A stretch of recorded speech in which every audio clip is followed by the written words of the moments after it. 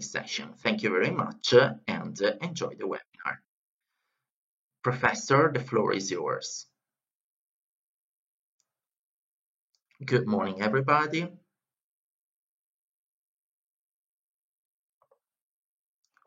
As Mr. Galetti said,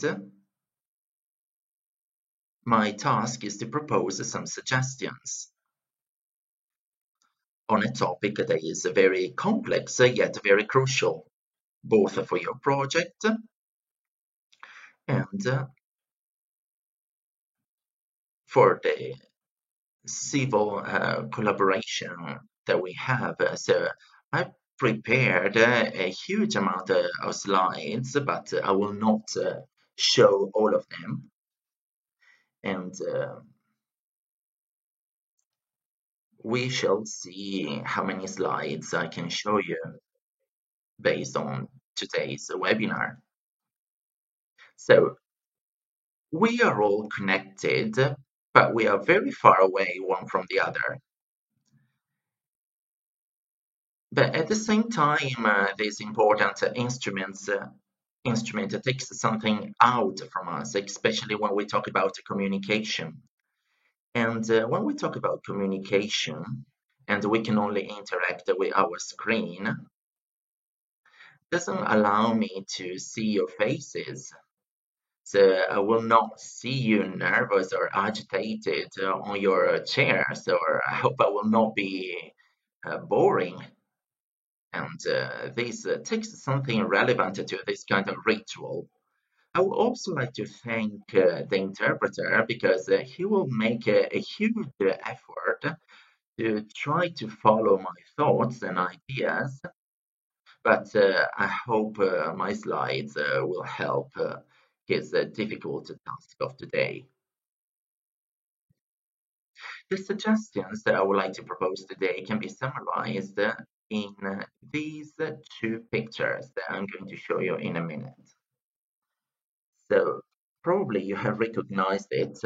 It is a picture by Marc Chagall named La Promenade, which represents a happy moment of his life. But according to his style, these pictures allow to have an interpretation of his ideas. And we know that his interpretations were always stratified. So this is a happy moment with his wife, Chagall and his wife. But inside of this picture, there is much more. And today we're going to talk about communication dynamics, and this is shown in this picture. We're going to talk about relationships. Then there is a second picture, which is by René Magritte. It is not very well known. René Magritte is very well known for other pictures, but this one belongs to a private collection. It's not very widespread, but you can find it on the internet, and it is called the Heraclitus Bridge. It is basically a very interesting representation, a very interesting picture, and it expresses something crucial based on the themes, for the themes that we're going to tackle today. And I would like to tell you that over the past years, we have always heard about wall builders and bridge builders. But here there is a different metaphor. So we're not just talking about wall builders or bridge builders in this case, but this is just a suggestion anyway. And later on, I would like to go much more in detail about that. So let's go in detail about this speech. An author, here I play the role of the professor. I will try not to be the usual professor, but you will find some quotations, some references. Then if you're interested in the bibliography, then I can give you all the references. But there is an author named Thompson who in 1995, that is about 20, 26 years ago, wrote a book about communication dynamics. And he says that at the end of the day, we can classify interactions among humans, organizations, social shareholders according to three different types. The first one is the face-to-face interaction, which is the interaction in which humans or bodies meet one another. There is a Canadian sociology. He was born in Canada, but then he lived in the USA. And he says that basically this interaction takes place when bodies can become profane. So somebody's body might be considered as something sacred, but when we meet somebody else's body, there is the possibility that somebody enters in our body and contaminates our body.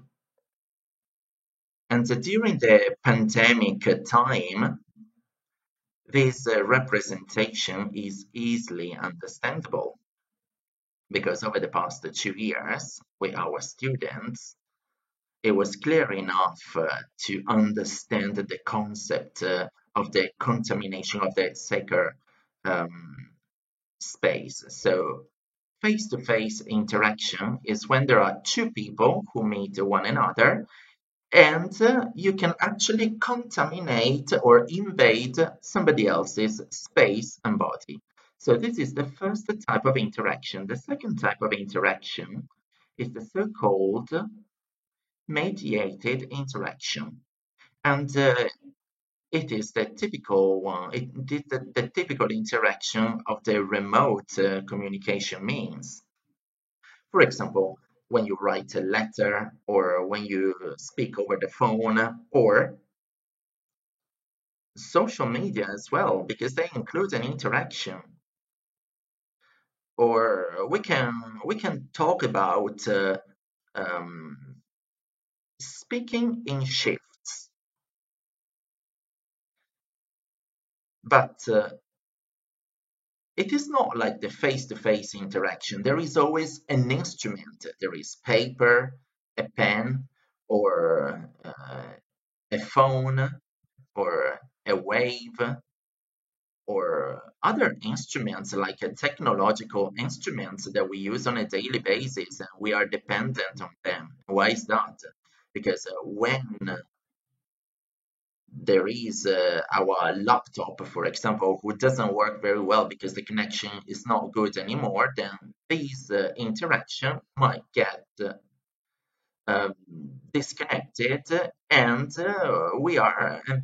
here we understand that we are dependent on technology. So everything is this kind of interaction is mediated by an instrument, a tool. So you cannot really smell, for example, a fart because I am nervous, but you can just understand my words, so you can see some of my gestures. You cannot see all the gestures. So you can see, for example, my hands, but not my legs.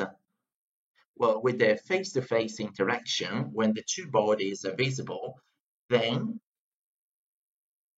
there is an overall interaction. Well, in this case, we are talking about an interaction that is mediated by technology. And as I always say to my students, one of the characteristics through which we understand whether a student has studied or not is to look at his or her body. So we don't have to focus just on his or her words, but we have to look at his or her body. So for example, we can look at his face, his saliva, and so on. So with the mediated interaction, we cannot fully understand or grasp these aspects. For example, with letters, these aspects are not understandable, they're not visible, with the only exception, for example, when I write on a piece of paper, I am crying, and so on. And then there is a third interaction that is called a nomos mediated interaction. So we're not talking about a real interaction or a full interaction. It is a half or a nomos interaction. And it occurs by means of the mass communication means. For example, newspapers, books, posters, advertisements, and so on. So what is the main characteristic of this interaction? So there is an issuer that provides and sets the communication shifts, and the other people instead are the receivers.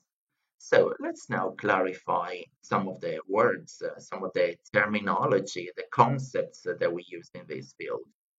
The first word is information. I split it into three words because I wanted to explain the elements making up this word. So we are talking about an action, which is the last part of this concept. So it is an action with which we input something into a shape, into a form, or maybe we create a shape by including an input. So basically we are including something, we are putting something in.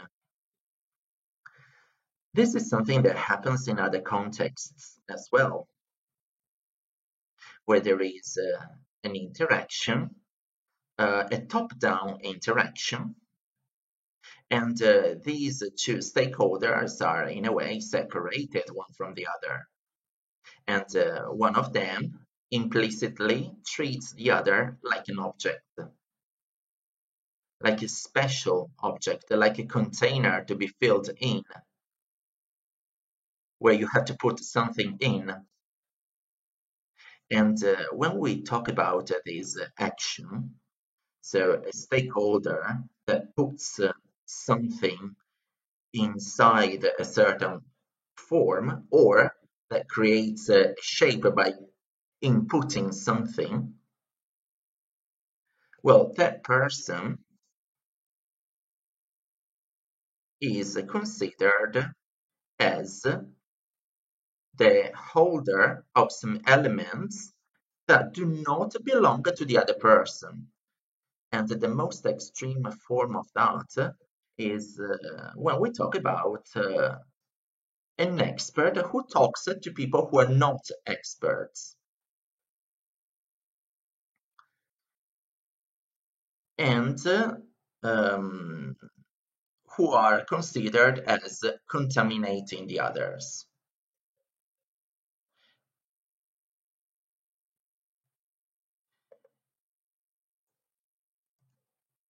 So, if we think about the pandemic, we have seen a huge dissemination of information provided by experts who disseminate their knowledge to those who don't know such information. So they say that they are the holders of the sacred elements, and that they want to pass them to somebody who doesn't have them. So they've got a knowledge that is exclusive to them, and that they pass it to somebody who doesn't have this knowledge. So the matrix of the ritual practices connected to the religious world stays there.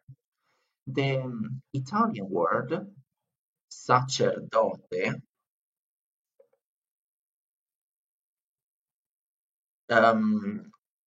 which is a priest basically, and it means the holder of somebody of the knowledge. So there is somebody who has the seeker, and that they wanted to disseminate it to those who are profane, secular, who are outside of that. So it is a model that separates the included from the excluded. I'm not making an assessment. I'm not saying this is right and this is wrong, but I'm just saying let's have a look at the dynamics. Somebody is putting something in, and they have this something.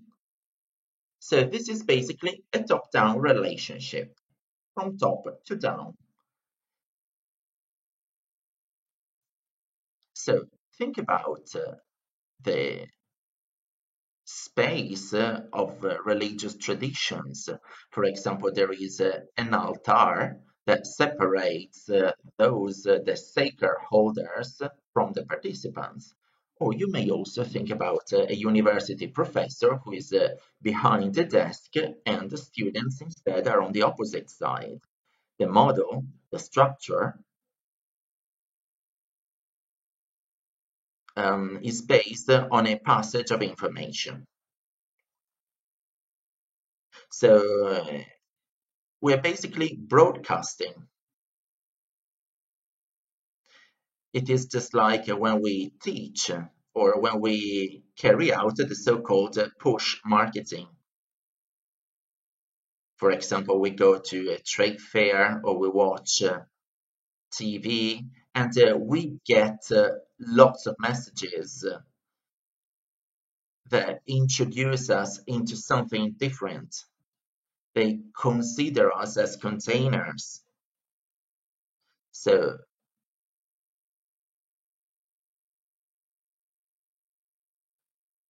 when people are passing messages to us, they are treating us as containers, an object that contains something.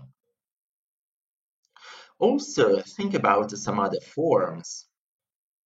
For example, you're at a cafe with somebody else, and it's not that there is just one shift of communication. It's not that there is somebody who talks and then the other doesn't say anything, but we exchange information, we both talk. But then we should also ask ourselves whether what we pass is just an information or maybe we pass something else. So this model, this category, includes two implications. Systems work based on the idea of informing the others, and they include two implications. So the communication shift is kept by a stakeholder, for example, by those who speak to us from TV.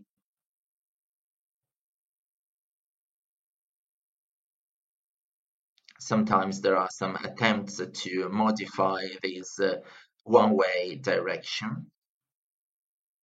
For example, chat rooms, phone calls that are taken during a TV program, for example. But generally speaking, those who speak are those who are sitting at the desk. Also, students can take part in the conversation, but they need to follow a special ritual. For example, they have to raise their hand, and it is just the professor who decides whether they can speak and how long they can speak for. So the teaching model is a model that is based on information. And the structure of the classrooms or the structure of the TV is an informative structure. You can also think about the situation of teachers. And what is the test? Well, a test is a moment in which we test whether the containers have actually grasped the input of those who were teaching. And feedback sometimes is considered as marginal.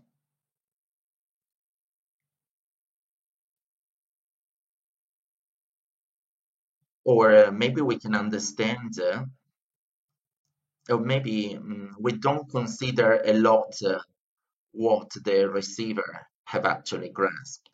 For example, I may be in front of the TV and I may be upset. I may disagree with what people on the TV say, but those who are speaking on the telly do not really care about what I'm saying. They just keep their communication shift.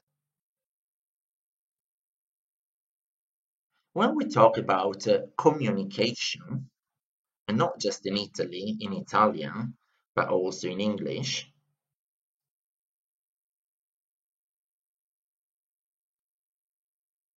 we understand something that otherwise would be concealed. So, what is communication?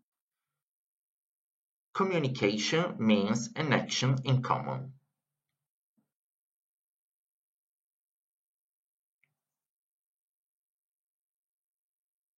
While in the word information, there is something that puts something in, and the other one is passive, that just receive.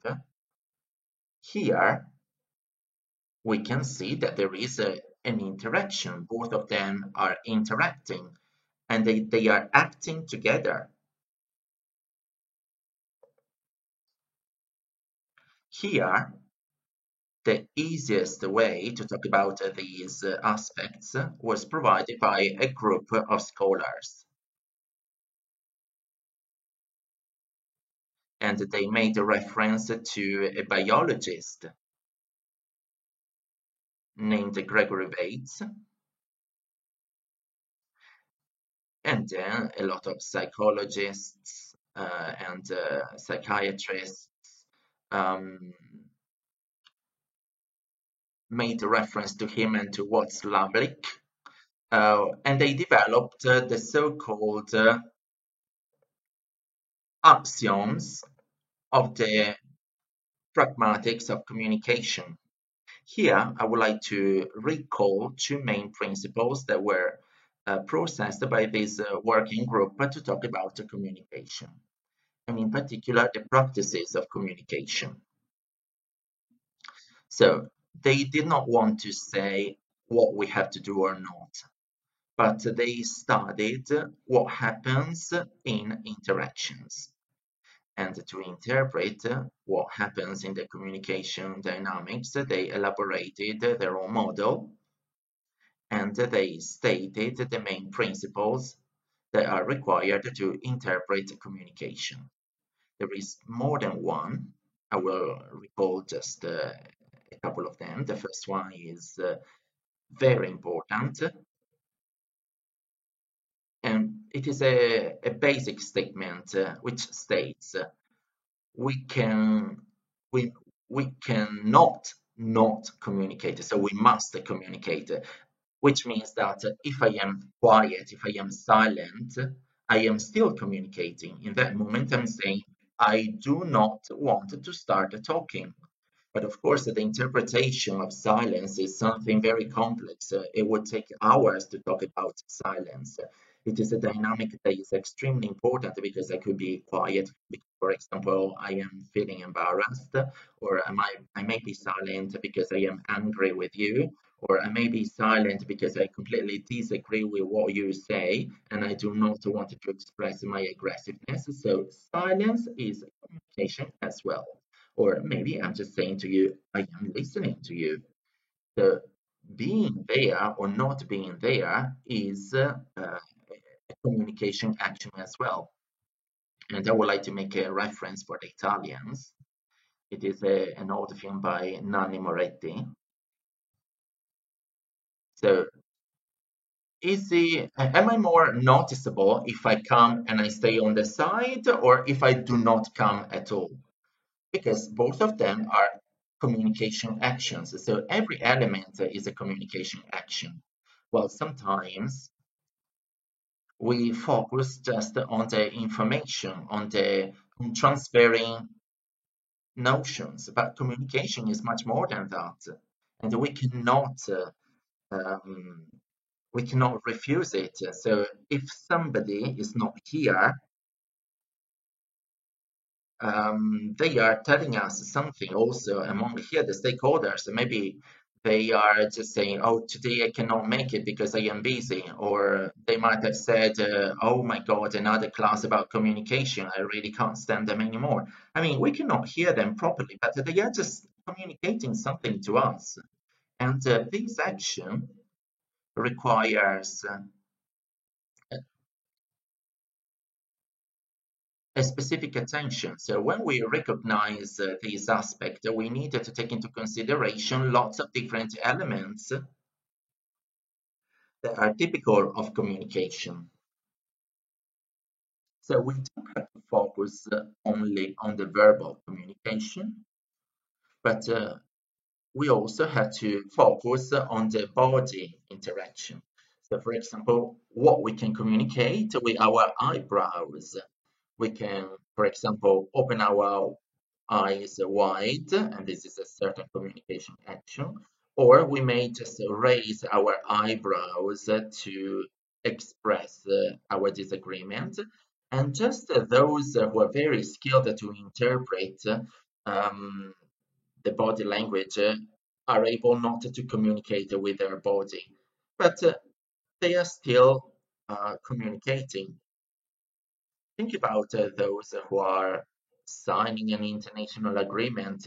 They are very, they have a cold face, and in that moment, they are telling us that they are very skilled and they do not let us understand what is happening inside of them. So, also in that moment, when we are almost frozen, we are communicating something. So this axiom is also telling us that unlike the informative model, here we have a circularity of the feedback. So while we are communicating, while we are putting something in common, we receive something. We can receive something. This is unavoidable. This is basically what the other is expressing to us. Then there is a second axiom. Communication, whatever it is understood, it generates a relationship. And here we have another concept that we have to focus on, which is the word relationship. So basically, we are saying that communication is not just transferring information, but it generates a connection, a specific connection.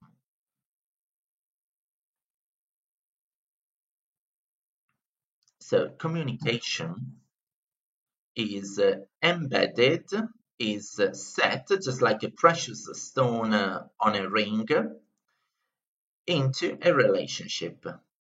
Also, information is set into a relationship, but those who just want to inform put on a second level the relationship element. Also, teaching is set in a relationship. It produces a relationship, a specific interaction. But since it is concentrated on information, it puts on a side the dimension of the relationship. Let's make an example. There is a video projector in a room, and we know that a video projector allows all the students to better understand the information provided by the teacher. But We are saying that we are analyzing just the information dimension, which is the transfer of information going from a teacher to the student. So there is a top-down relationship. But in actual fact, that video projector is always telling us that there is a special relationship between the two of us. So I am the one who has the knowledge, and you are the vases, the containers in which I am inputting this knowledge. So by means of this video projector, there is not just the transfer of information, but there is a relationship model. So speaking about communication means to focus both on the input element, the information element, and also to the interaction dynamics. And every type of communication, as these authors are suggesting us, entails an information content and a relationship content. So the meaning of what we say based on the interaction. So in the moment in which we have in mind the significance of the transfer of information, we are basically forgetting, we are putting on a side, we are concealing, we are hiding the dimension of the interaction. We give it for granted, and this is given for granted both by the university professor who sits by the desk and by the students who sit by their own desks, without considering the interaction. Just like when I am sitting by the telly and I say, okay, I'll just let my container be filled in by the television. So this pathway makes us focus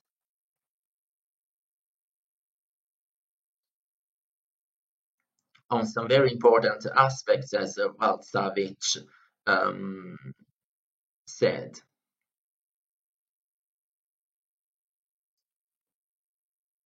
That we can see communication actions as the meeting between two generators of meaning and of sense. Basically, they are two shareholders, two parties, two organizations.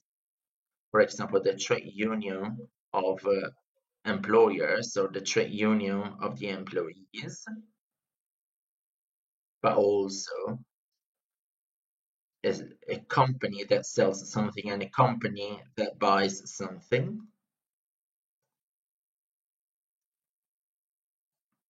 or maybe somebody who works in a bank at the help desk of a bank and the client of a bank. So when there are two people who meet each other, it is just as if two engines were meeting together, two generators of something. And this is a process to interpret what is going on. So this process puts into place both something that we can call meaning. For example, if I see a police car,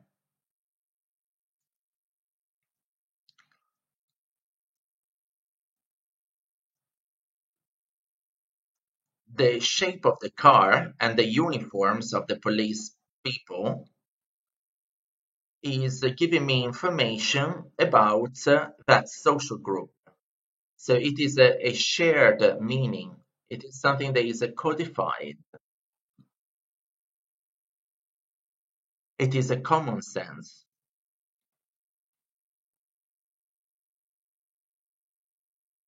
And in the European continent, according to common sense, for example, we have to drive on the right-hand side, while in Great Britain, common sense is to drive on the left-hand side.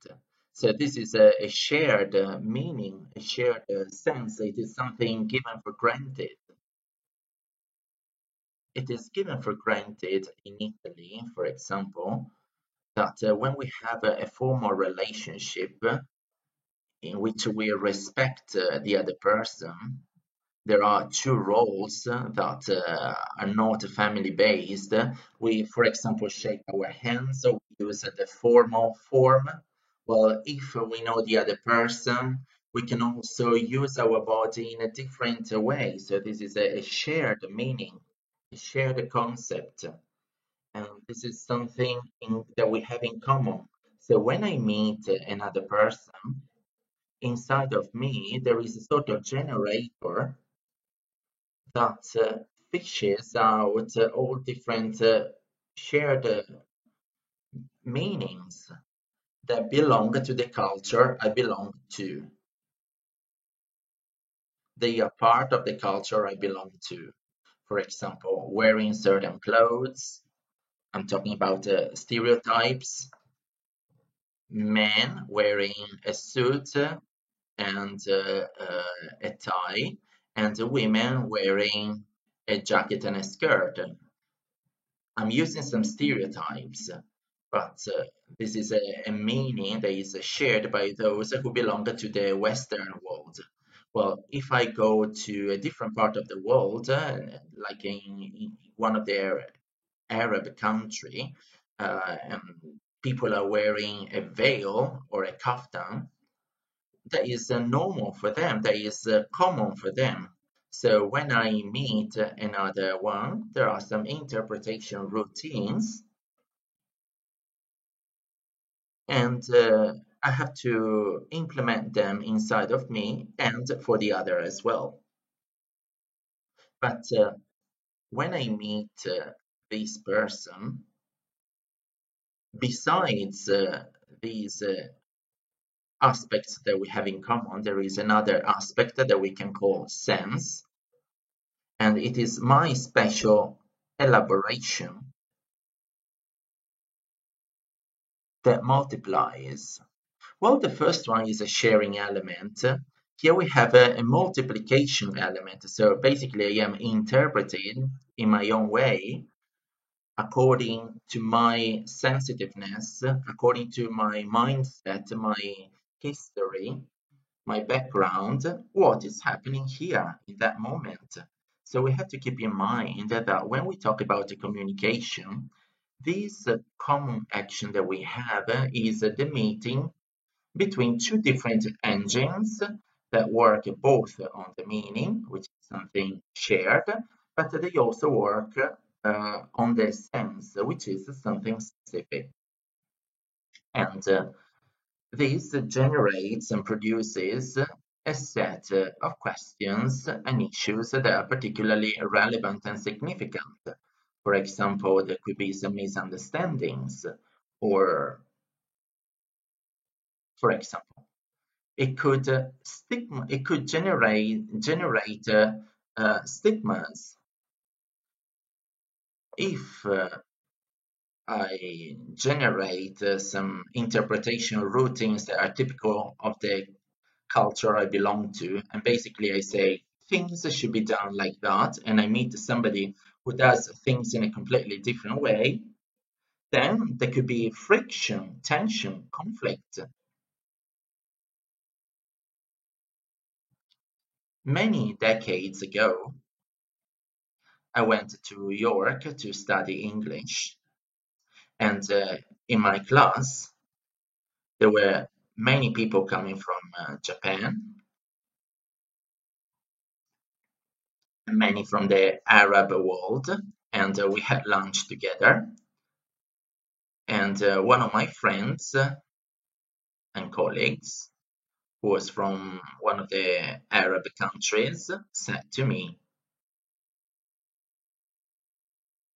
"Why, when you eat, you're cutting everything with a knife using your right hand side, but then you take food to your mouth with your left hand side. And I said, well, what's strange about that? And he said, well, in my country, we never take anything to to our mouth with the left hand side because the left hand side is an impure hand. It is the hand that you use to wash yourself. So this is basically part of my culture. It is something shared, something that was taught to me when I was a child. And this was completely different as compared to this friend of mine. He had different interpretations and they created a conflict with me, a tension. So when I am very careful, when I focus on communication, I have to take into consideration to the dimension of the meanings and to the personal styles, the personal ideas and interpretations.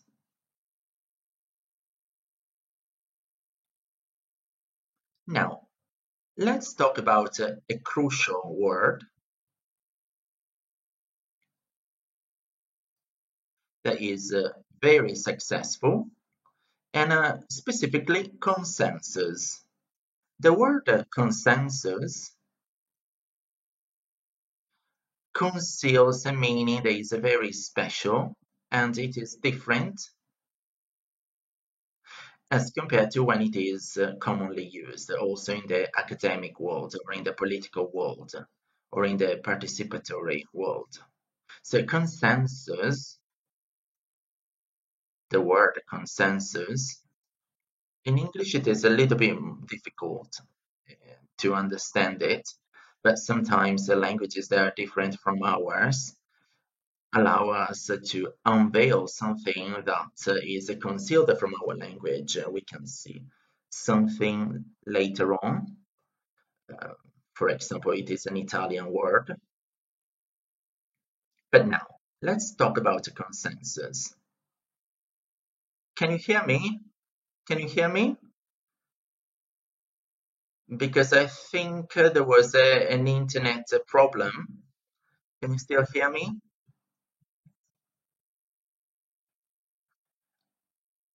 Perfect, thank you.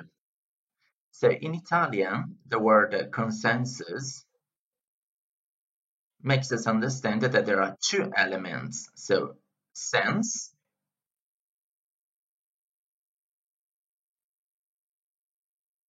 which is just like the word that I have just illustrated. It is a personal process of elaboration of the interpretation that occurs in there.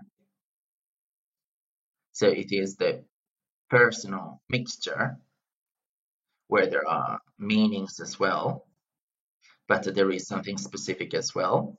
And then there is the word con, which comes from cum in Latin, which means together. So consensus is a special result of the shared action, of the action that we have in common. It means to generate a sense together. And it is different from information and from sharing a meaning. Because sharing a meaning reflects the idea that there is somebody who is disseminating his or her own ideas, information, opinions, notions. In the debate among public shareholders, sometimes we hear about consensus, but in actual fact, we should talk about cum meaning, cum significance. So somebody who issues his or her own opinion, and they mention their statements. So in that specific case, we should not talk about consensus, but we should talk about assent. approval.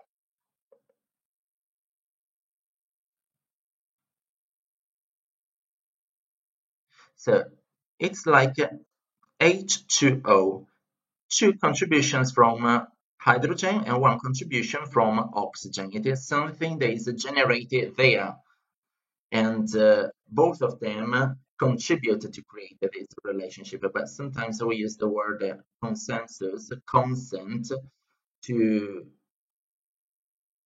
mean the adherence of somebody to something else, something that was provided by others. So talking about consensus means to give significance to both stakeholders. What I am proposing here is based on a perspective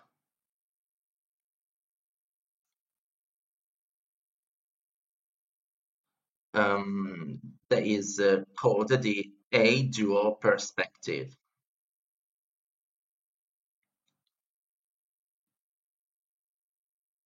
Here, we are still talking about theories of information and of communication.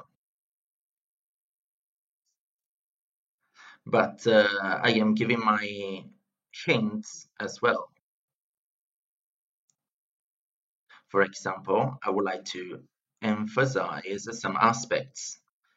This is a perspective that is A-dual. It is not an easy word.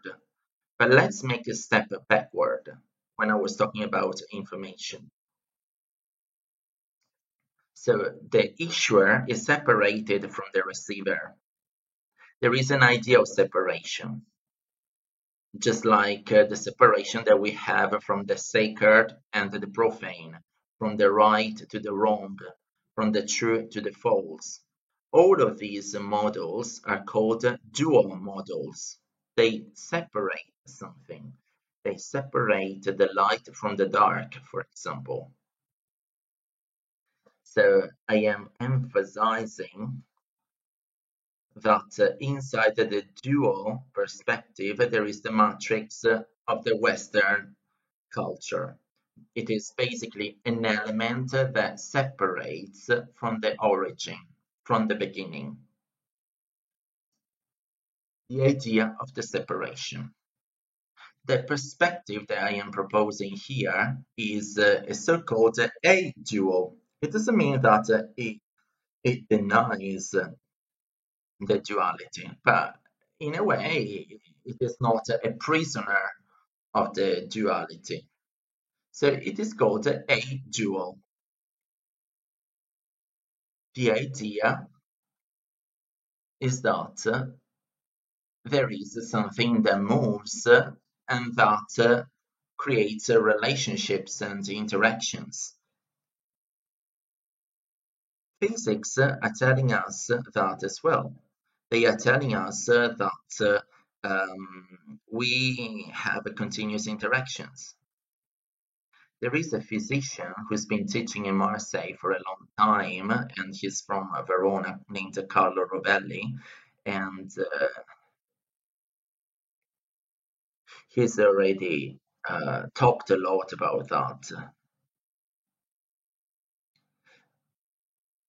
So this is a perspective according to which there is no separation. Of course, there is a distinction, but there is no separation. It is a distinction that keeps the interaction.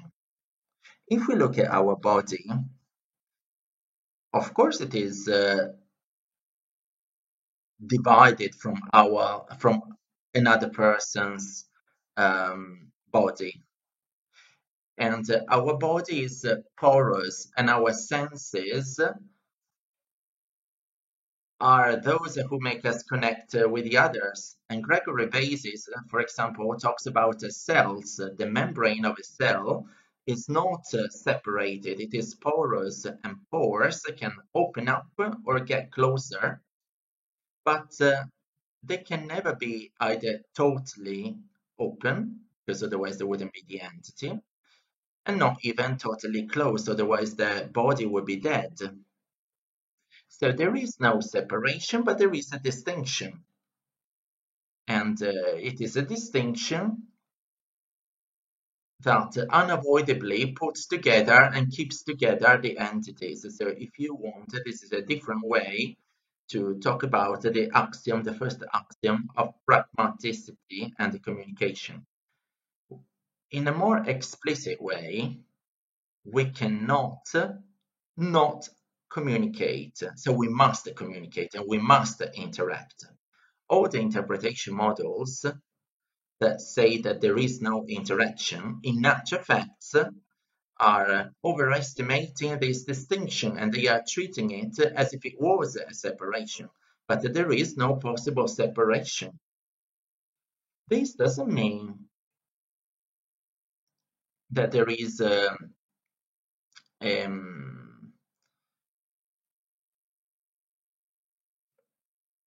union. And then there is another crucial word here. Can you hear me? Because every now and then, unfortunately, my connection comes and goes. Can you hear me? Please let me know if you can hear me. Please say yes if you can hear me. Testing, testing. Can you hear me? Okay, yes, we can hear you. So there is another word that we have to think about when we talk about the communication dynamics is knowing. What does it mean to know? Also, in this case, there are different ways to interpret this concept. The model that considers information as knowledge entails a specific type of dynamics. So somebody who puts something in. But the verb knowledge, if we look at French, and here we have a specific author, a philosopher, Raymond Panikkar, but this reflection was already present in Victor Hugo and other French authors who highlighted that the word knowing is connaître in French. If you cannot speak French, naître means to be born. And again, we have con.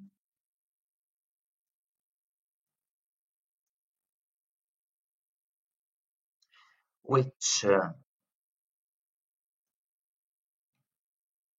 it means cum in Latin.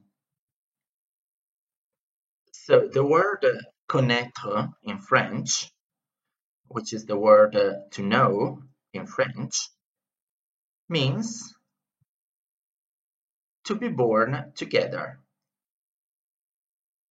So when we use the word to know, we have to understand and conceive that type of process, dynamic interaction, in which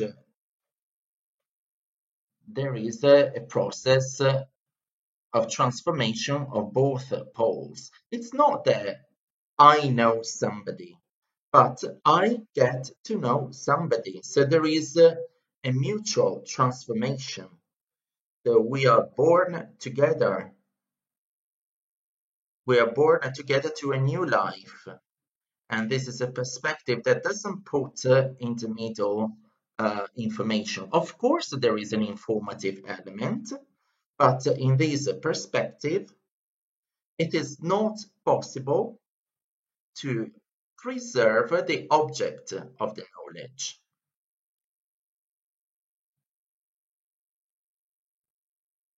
So when we understand the word to know according to its meaning, then we must communicate with the other and we transform him or her.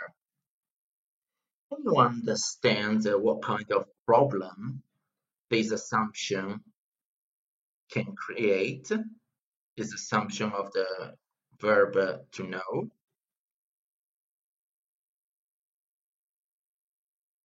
Because when we grasp this interpretation of the verb to know in this form, then there are some fundamental principles that are not taking into place, that are the knowledge processes. I would like to say it brutally. I would like to say it plain and simple. If we understand, if we consider the verb to know as it is, because if we look at its roots, this is really its meaning. It means that the scientific knowledge is not really a knowledge, because we know that the scientific method is based on a method according to which the object of the research doesn't have to be contaminated by the characteristics of the researcher, because the researching process or the result of the research has to stay the same independently on the characteristics used by the researcher. If instead we analyze, we consider the idea that knowing means to transform each other. It means that me, as a researcher, when I get in touch with the object being researched, then I am transforming it. So there is no more scientific objectiveness. It's not that I am denying that the scientific procedure doesn't is not useful, but it means that we needed to call that procedure in a completely different way. We cannot talk about knowledge, but we have to talk about scientific learning.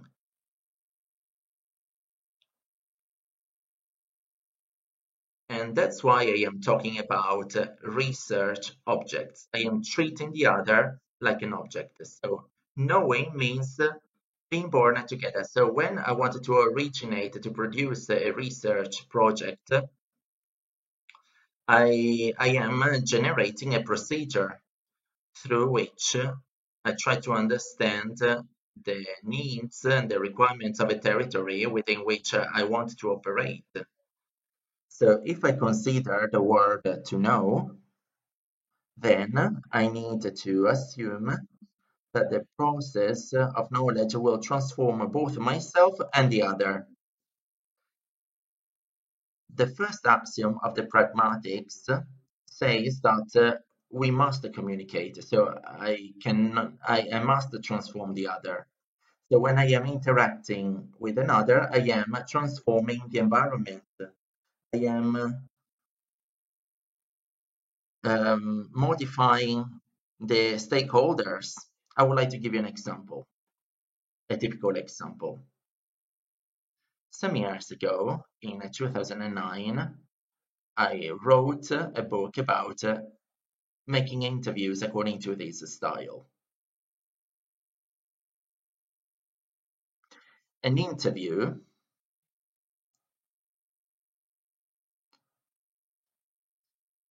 entails the fact that those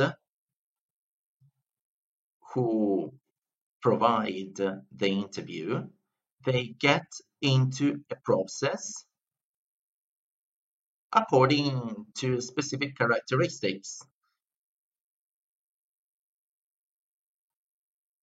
And what the others are telling me uh, is going to be different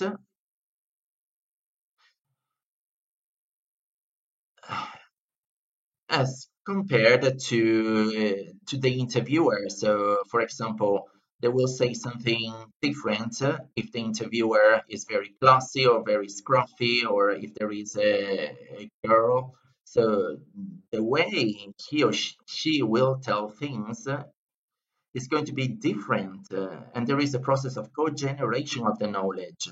While in the scientific process, there is a procedure that protects the object of the research. It preserves it because it comes from the word preservative. It is basically the word condom. So it doesn't make the other profane. We're not contaminating the other. So and this opens up a very complex aspect. Maybe we can talk about that in the next session. And basically, we're talking about awareness. So when we are moving based on the knowledge because we are transforming ourselves, then the challenge is to become aware of the transformation process. Because there are different ways to carry out this transformation. I can force somebody to say something to me, and of course, both of us are getting transformed, or I can be kind, can respect the other. So the matter is to become aware of our gestures. What are these gestures? What are their characteristics? While I am listening to the other, I am basically welcoming what the other person is telling me. And in that moment, I have to listen to my gestures. So there is a double listening process that I am implementing. Something that comes inside and something that is outside, which is basically getting aware of the characteristics of my gestures. What I am proposing here is a so-called a-dual perspective or dialogue-based perspective. So when we are talking about dialogue-based perspective, the reference author is Martin Buber, uh, philosopher, sociologist, pedagogist. We don't really know how to classify him, but dialogue is the concept that he uses to um, to make people understand this concept. So Martin Buber says that when we use the word I as a researcher, I as the participant to the webinar, I as a teacher, when I am using the word I,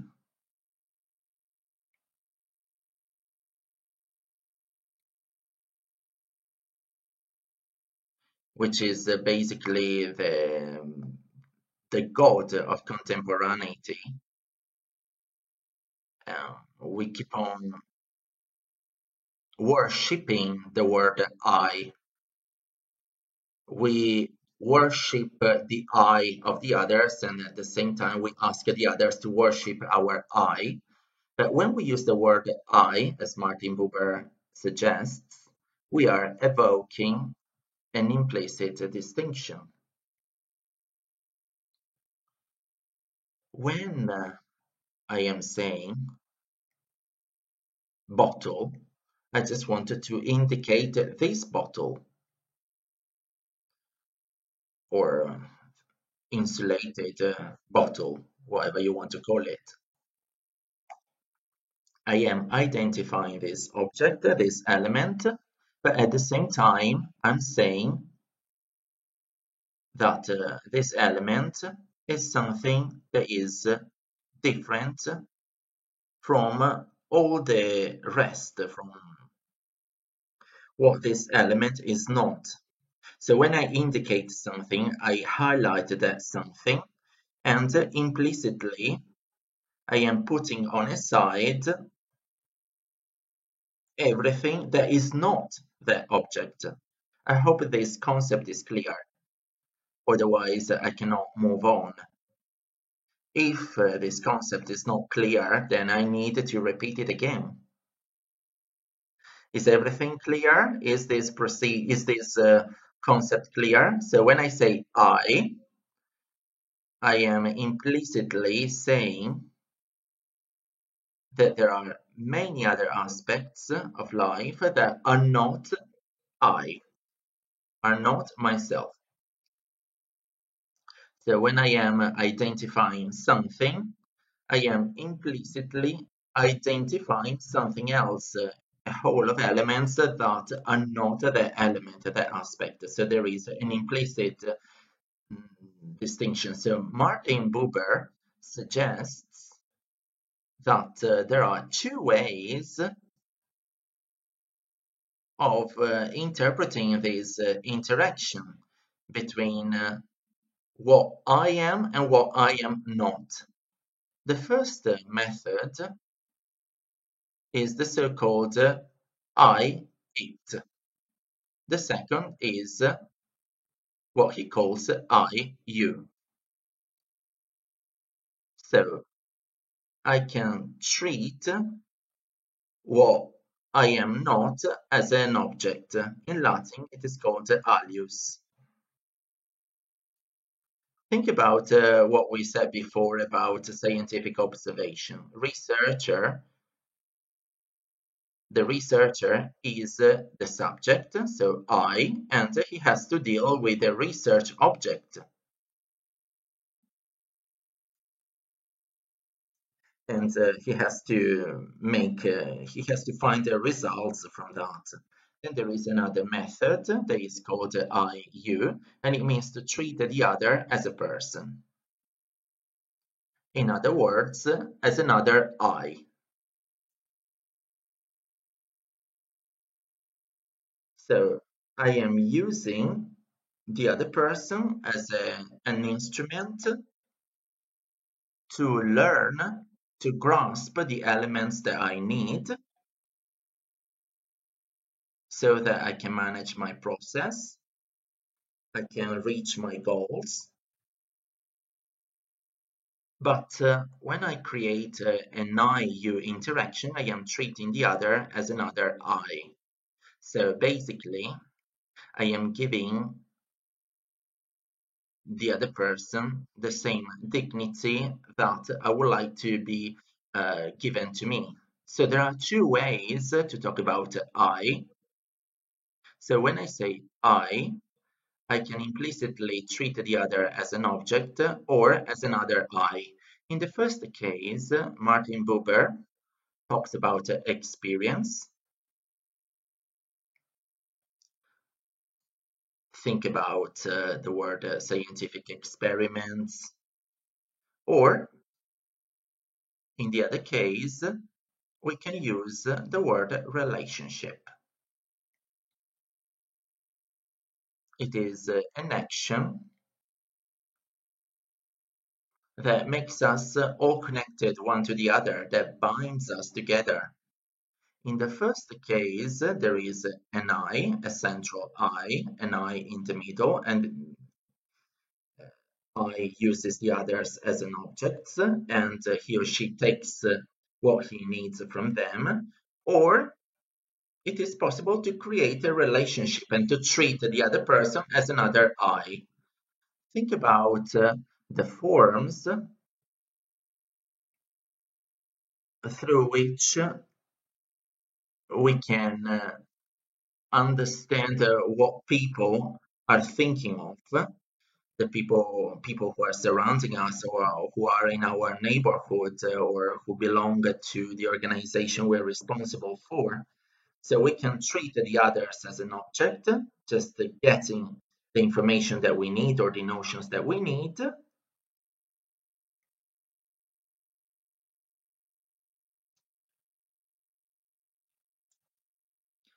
Treating the other as an object, Or there is a way to relate and liaise with the other, um, and consider him or her as a person we have to relate to. So they are two instruments. A questionnaire, a survey moves on the first way.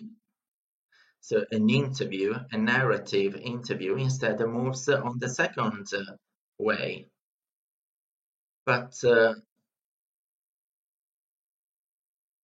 since we're running out of time, maybe we can stop here and we can go on next time. We can understand how to go on next time, because this is like work in progress. I've got a proposal to make you if you want. But anyway,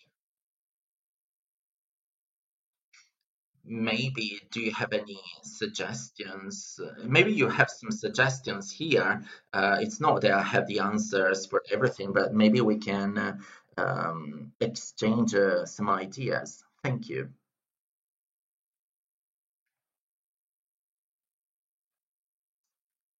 Is there anyone who would like to be the moderator for the questions? If there are any questions, please feel free to ask them.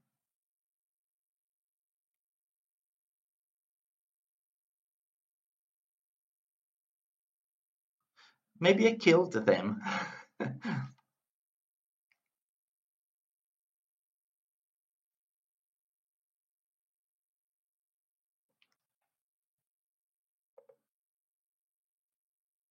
Ho una domanda. Grazie mille per la presentazione. Vorrei avere ulteriori informazioni sul concetto di adualità. Alcuni esempi magari potrebbero essere di aiuto per noi, per farci capire questo concetto di comunicazione. Grazie mille. Well, we can maybe gather more questions first. So first some other questions and then we can answer all together.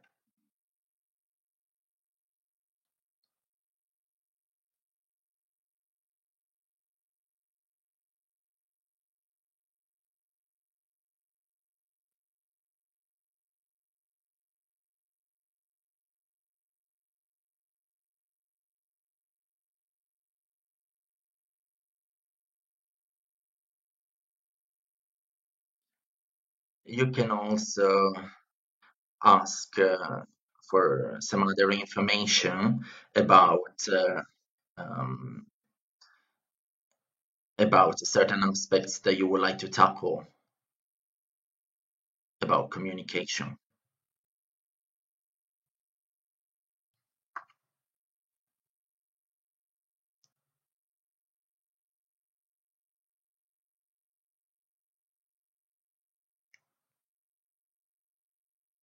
I've got a question. Could you please let us know how pandemic has affected communication? It is a very general topic. Maybe you can give us some information and we can talk about that later on, also in a different session.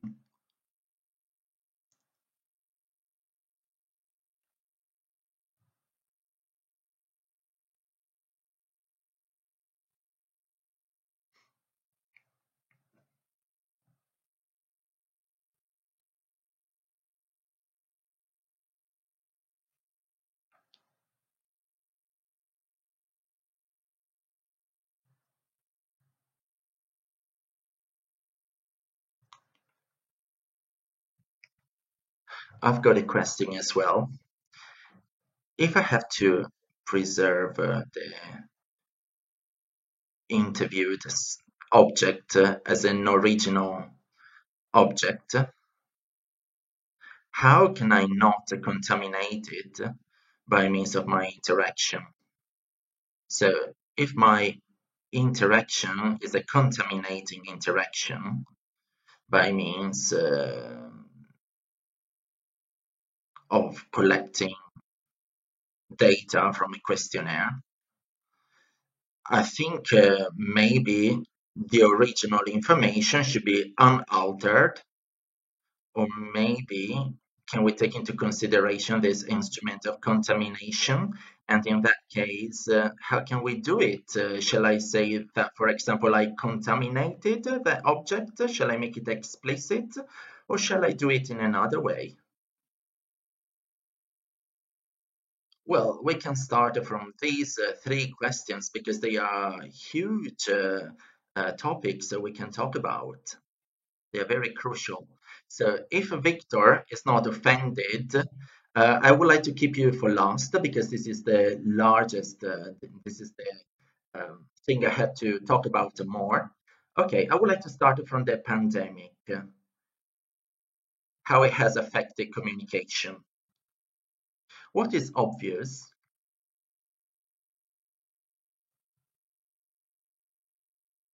What is obvious here is that on one hand, there was a recovery of the informative models, the broadcasting. All the government forms have used the dissemination of information. There is a big issue. I prepared a slide about that. Maybe I can anticipate it, but I would like to go much more in detail next time.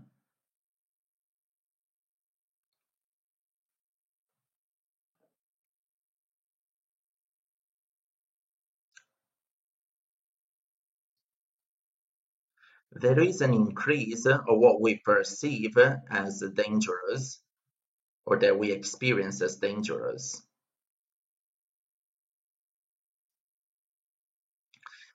And therefore, there is a centralization of the decision-making processes. The centralization process can be understood at all levels.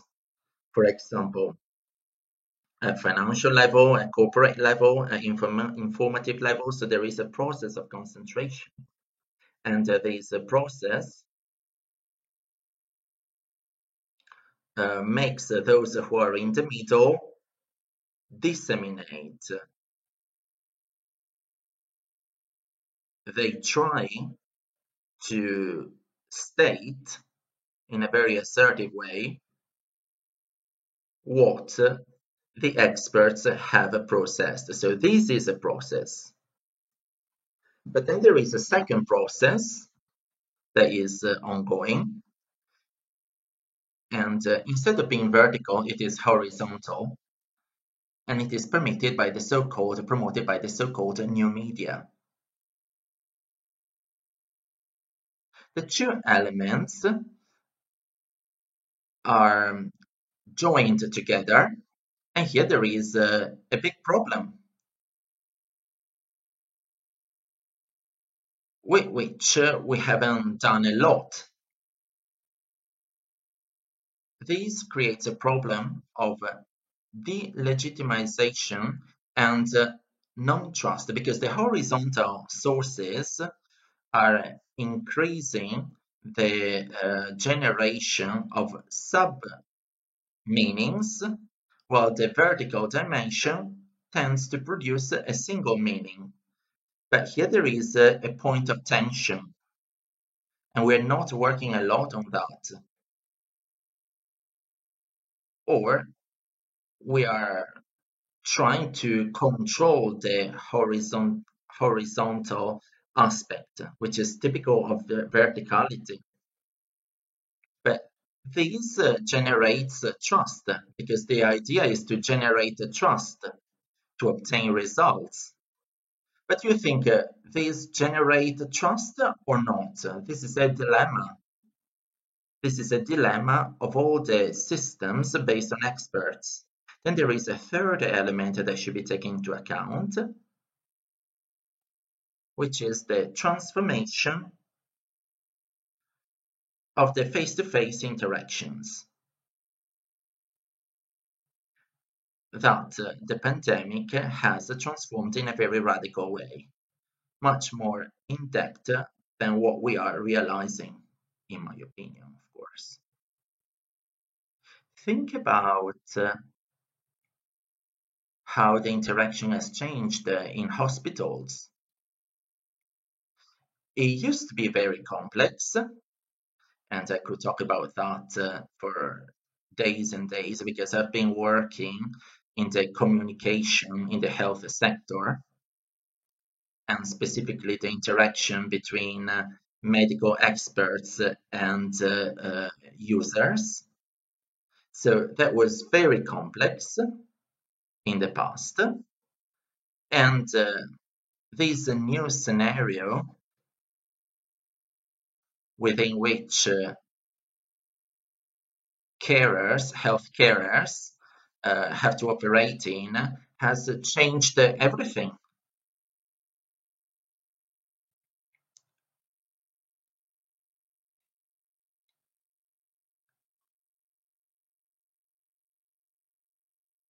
So this is entailing some important transformations, and it has reduced the interactions as well. For example, we are wearing face masks, so we cannot smile, and this is something that is very relevant. For example, animals look at the face, at the mouth, and the animal that lays inside of us don't have this piece of communication. They cannot interpret how the other person is by looking at his or her own mouth because they have to wear the face mask. And this hampers communication.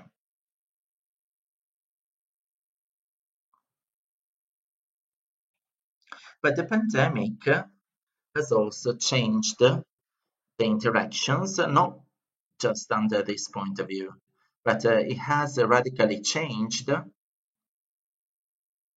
It emphasized the fear for contamination. The other is the one who can kill us, and I have to protect myself from the other. And with this kind of experience, the untrust has been highlighted as compared to trust. There is a separation.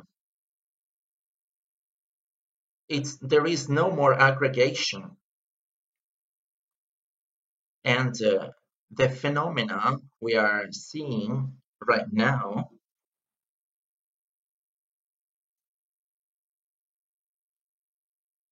um, also have to take into consideration the trauma that was produced. These has got into the cells of each of us.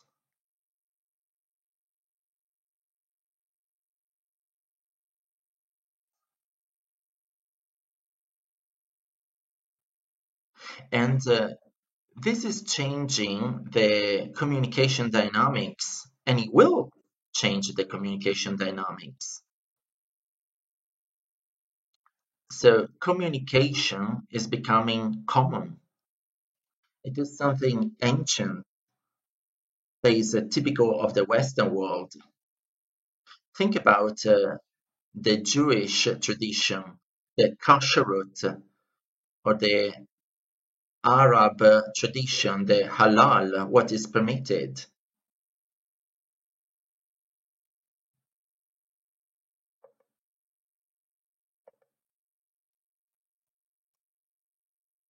Or the something or the Christianity rituals like Christianizing, for example. This is based on the idea of contamination. So contamination is something that is typical of the Western world.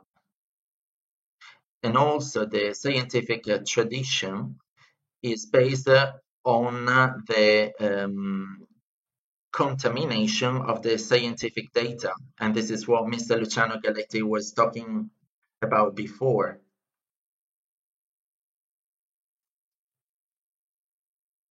But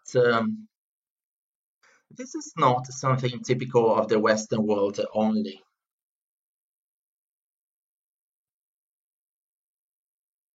Think about the Indian traditions.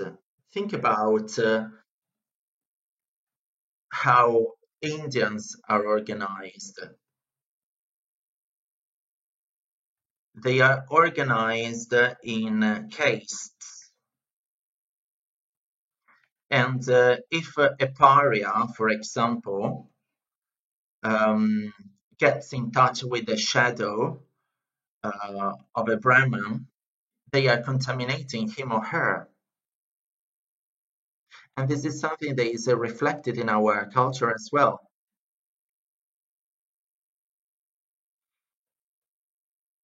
And there is a philosopher in a German. This is something that we heard from a German philosopher, Carl Schmitt, and he created some theories during the Nazi time. And he talked about the separation, the friend and the enemy, the in-group and the out-group, the being included and the being out, the being excluded has got to do with this idea, with the scared of this distinction that becomes separation. So the whole pandemic has raised this issue. So what can we do when we generate a process of research? So it is clear enough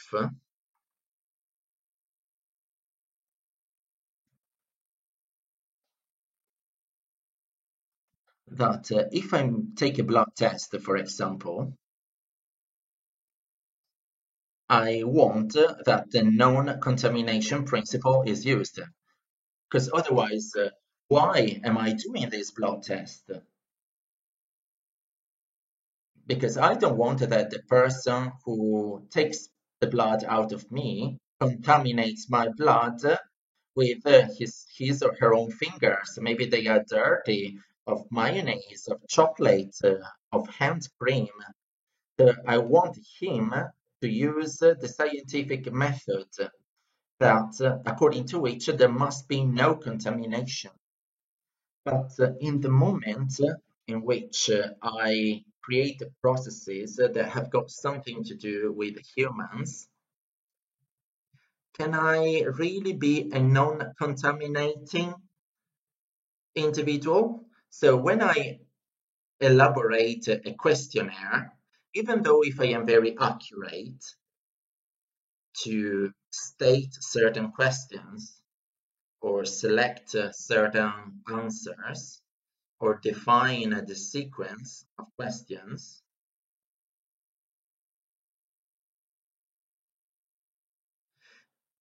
do you think I will not change the interlocutor? If I propose certain words among which that you have to choose, it means that I am getting in his representations with my representations. Here, we, we need to use one of metaphors by a German philosopher, Gerd Simmer, which can be translated with the title of a book by Andrea Camilleri, Inspector Montalbano, and it is based on the shape of water. So what is the metaphor? Life can be represented by water. Water represents life, and we know that life was created in water. But what is the shape of water? Water has got no shape, but it gets the shape of the container it is contained in. So life hasn't got a shape, but it has got a plurality of shapes. It depends on the container, and the experience or the portion of a life can be placed into a shape by means of what? By means of words. So when When I want to gather a piece of the life of somebody else and I use certain words, then I am proposing some shapes. By means he or she has to talk about himself or herself. How are your family relationships? Basically, I am saying that those interactions can be identified according to the concept of family.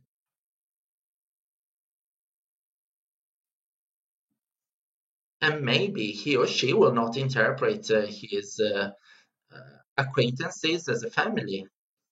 And in my head, I could have an idea of a family that doesn't correspond to his or her idea of a family. So we have to pretend we understand each other, but in actual fact, we are thinking about the two different things. So he's answering to something different as compared to what I was asking him. So what am I building up my elaborations on? I am building them up on misunderstandings. Bert Simmer is saying that life can be manifested by means of shapes, but there are different types of shapes, so we have to become aware of the method with which I act with the other. For example, I have to try to realize that the form I am proposing is restrictive, or maybe it is open to the interpretations um, of the other people's ideas. But with the questioning, it is quite difficult to do that.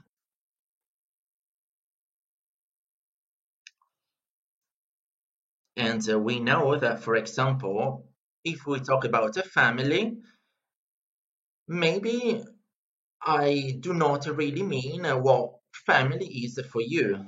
For example, in my family, do I have to include my father-in-law, my mother-in-law? So I have to work on being aware and I have to declare what my steps are. So the quantitative methods,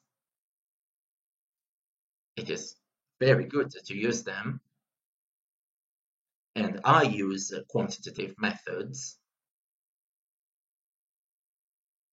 and I make researches on data of archives, of registries, on something that is very structured. Since I work with quantitative data, quantitative methods, becoming aware can be a limit. When there is a survey, the entity that disseminates the results of the questionnaire, they indicate the question and they talk about the answering methods as well. Okay, we made a step forward, but we're still far away from solving the issue because maybe I do not even know what the question that was asked before was, or uh, and the type of question that was asked before affects the way the person answers the following question. Because if I focus my attention on certain issues that are problematic, especially for those who answer, if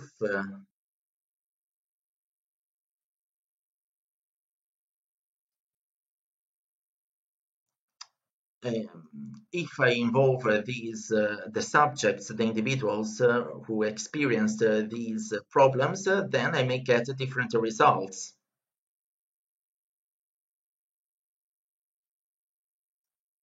So realizing the methods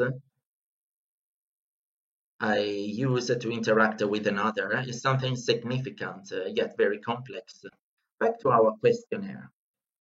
One of the problems with these surveys and questionnaires is the person who gives these questionnaires.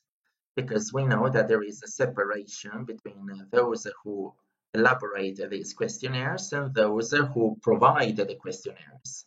So what are the characteristics? What are the working methods that are used by those who elaborate the questionnaires? Sometimes this is an executive work, a boring work, a tiring work, and therefore it, it is made with a remote instruments. And in the end, the final communication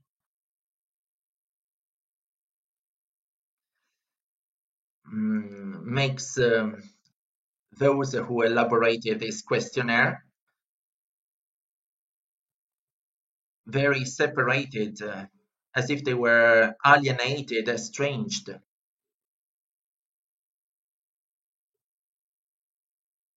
Qualitative methods and interviews have the same issues,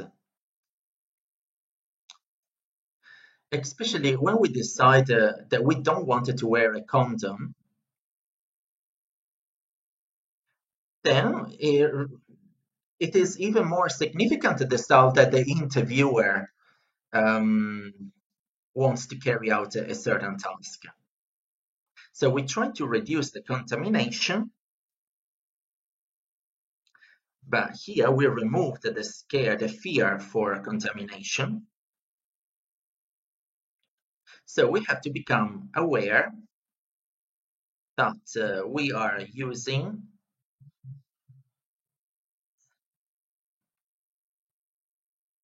we are getting into somebody's life either in a very strong way or in a weak way or in a gentle way. So there is a work that those who provide these interviews have to make on themselves. They have to become aware of the procedures. And at that point, they have to take the responsibility of the role they play inside the knowledge process. So maybe we can talk about that later on in the next session. Then I needed to talk about the A-duality, which requires a lot of time. I mean, if you want some examples, we really need to have lots of time. So what I'm saying now is aimed at evoking a duality.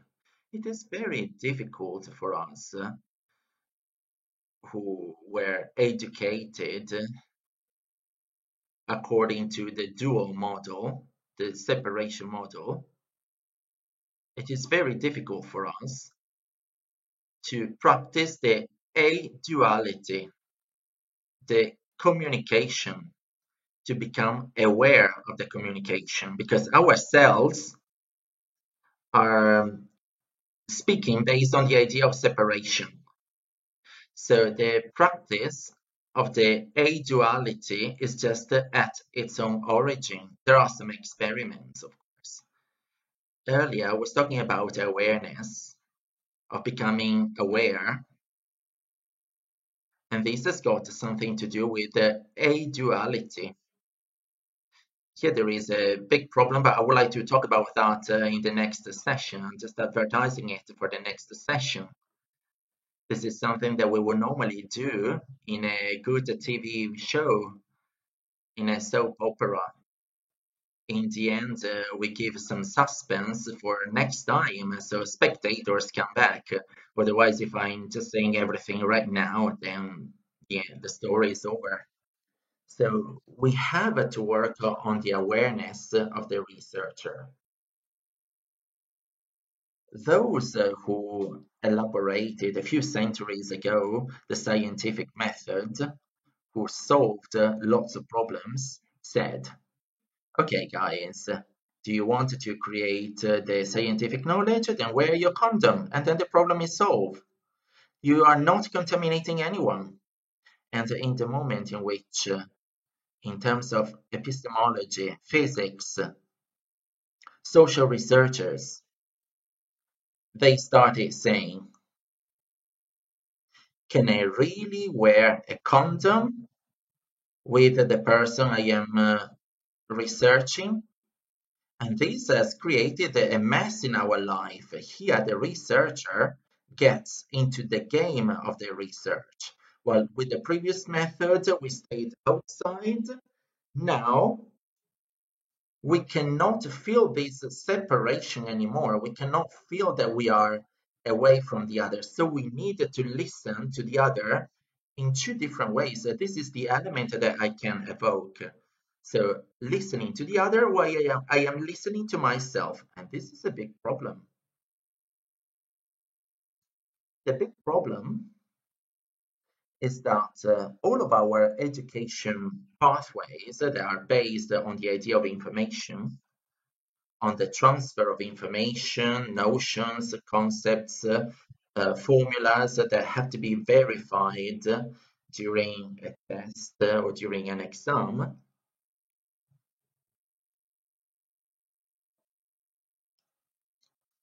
doesn't focus on the knowledge. It's not important, it's not significant, it's not relevant. I would like to give you an example so I can conclude with something that is a little bit funny.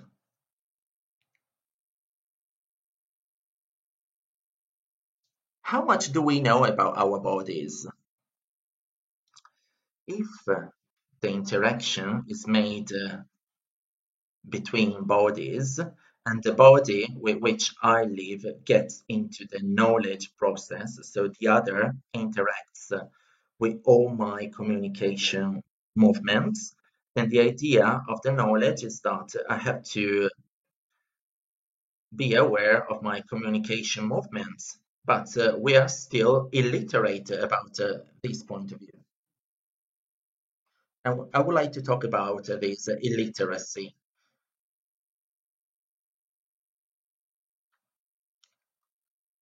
Think about when you heard your recorded voice or you saw yourselves in a video. What is your reaction? The reaction of everybody is from being disgusted to saying, "Oh my God, what is that?" And after experimenting this feeling, this emotion, we normally say to the people sitting next to us, and we say, "Am I really like that? Do I really make these gestures?" And the others say, "Yes." And you're like, "Why didn't you say me?" And the others say, "Because you are like that." So what are they telling me? That we are totally or almost totally illiterate about our communication gestures when we have an interaction with the others. The only ones who don't know our communication gestures are ourselves, while the others know them. The only ones who are not expert, who are not aware, are us, are ourselves. This is just to say that there is a huge gap under an education point of view for those who really want to know the other, who want to communicate with the other, assuming that there is no distinction, but there is a relationship. So we have to transform the process. And we have to become aware of the process. And to become aware, we have to start from something that is very um, very inside of us, and we are still illiterate about that. And there still is a lot of work that we have to do. And this is a work that I do with medical, um, with healthcare workers when they want to learn better about communication. So I hope I managed to give you some hints. I don't know whether I would like to give you a final hint if you give me a couple of minutes. This is something targeted mainly to the Italians. Maybe would you like to give me a feedback about this webinar? You can do it in two ways. You can propose a story, a situation, that you experienced where there was an informative dynamic in which somebody was informing somebody else, and another situation in which there was an attempt of communication, of being together, of creating a relationship. So two different stories. Then, of course, it is not compulsory. And then, third, you can express your opinion or your disagreement about the suggestions that I proposed to you today, so that we can work on that. I would like to ask the organizers to collect these things and to send me, especially the third contribution, for those of you who want it, of course.